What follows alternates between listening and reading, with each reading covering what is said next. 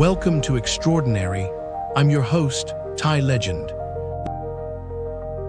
Today on Extraordinary, imagine facing a disaster so complete, your only hope rests on a leader battling his own crippling self-doubt. Today, witness how Shackleton's ambition crumbled into a fight for survival, revealing the shocking transformation he underwent to save his men, and learn how you too can find strength in the face of utter defeat.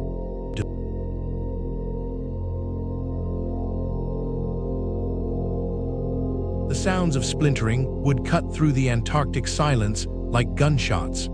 You can almost feel the cold seeping into your bones as the Endurance, a ship of impossible dreams, surrenders to the merciless ice.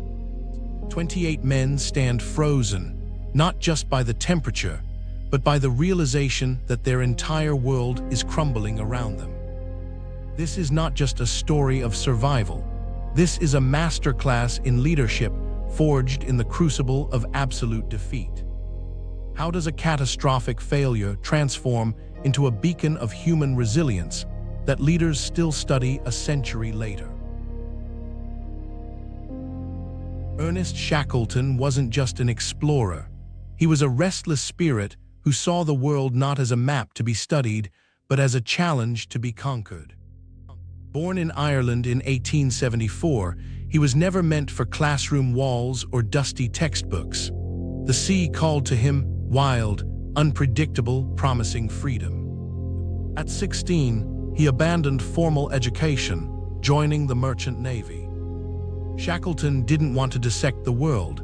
He wanted to experience its raw, unfiltered essence.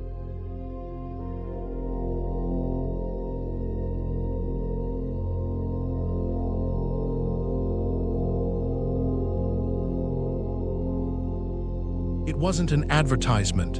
It was a siren song for men who believed life was meant to be lived at the razor's edge. The family motto burned in his heart, "By endurance we conquer." These weren't just words, they were a prophecy. When the Endurance set sail in 1915, nobody could have predicted the nightmare awaiting them. Antarctica, that year, was unforgivingly brutal. Local whalers had warned of unusually severe ice conditions, but ambition rarely listens to caution. The ship moved slowly, deliberately, a predator and its prey locked in a deadly dance. Beautiful and terrifying, the landscape seemed to breathe with malevolent intelligence. Pristine white stretched infinitely, hiding dangers beneath a deceptively serene surface. Slowly, inexorably, the ice began to close around them. Imagine being trapped inside a wooden vessel, listening to its bones crack and splinter. The sounds were like gunshots and mortar shells, the crew would later recall. Each groan of stressed timber was a reminder of their mounting vulnerability. Days blended into weeks, weeks became months. The ship, once a symbol of human ambition, now became a prison. Supplies dwindled, hope became a fragile, flickering thing. But Shackleton's optimism remained unbroken. Where others saw disaster, he saw opportunity. His transformation was subtle but profound. From explorer to something far more critical, a leader who would be defined not by reaching a destination, but by keeping his men alive.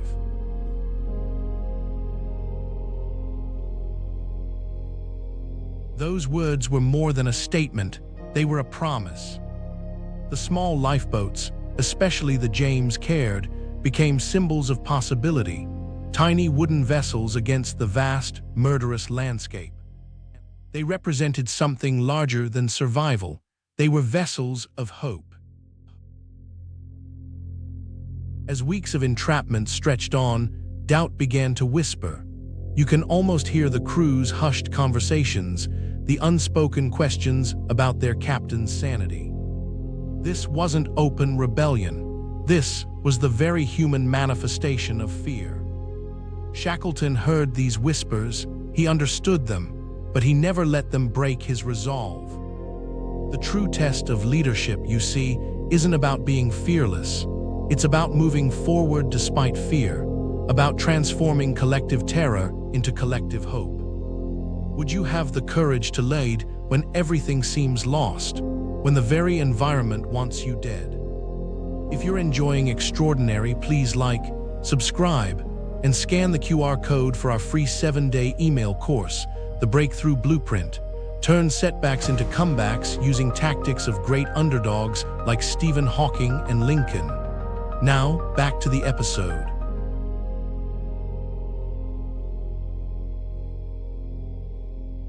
When Shackleton decided to attempt an 800-mile journey across the world's most dangerous waters in a small lifeboat, it seemed like madness.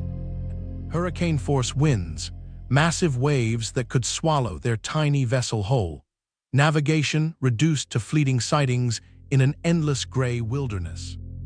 But madness and genius often wear the same coat. The journey to South Georgia Island became a testament to human endurance. Each wave threatened to be their last.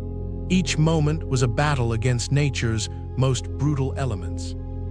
You can almost feel the salt spray, hear the wind's relentless howl, sense the razor-thin margin between survival and oblivion.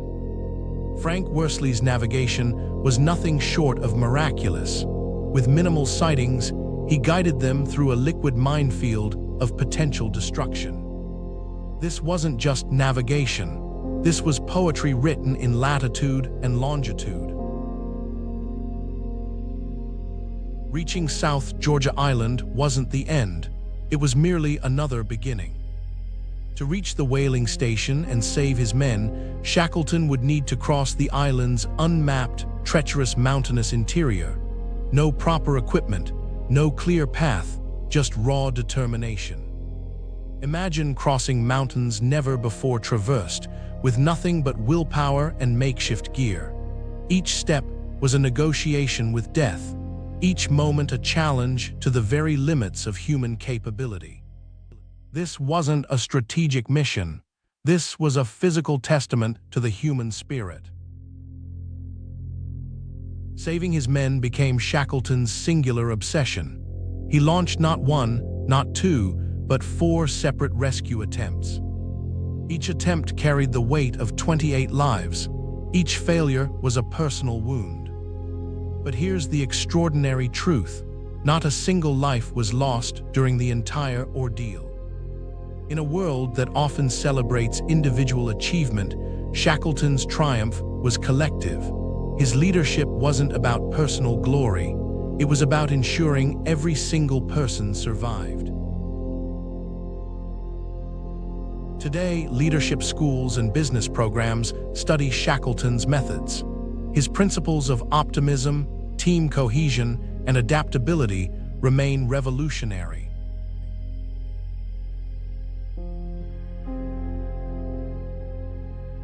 But this isn't just a story about survival. It's a blueprint for transforming seemingly impossible circumstances. So here's the question burning at the heart of Shackleton's story. How will you lead when everything falls apart? When the ice closes in, when hope seems lost, when the world tells you to give up? True leadership isn't about reaching your destination. It's about keeping your team whole. It's about transforming collective fear into collective hope. It's about understanding that your greatest strength lies not in your individual brilliance, but in your ability to unite, to protect, to persevere.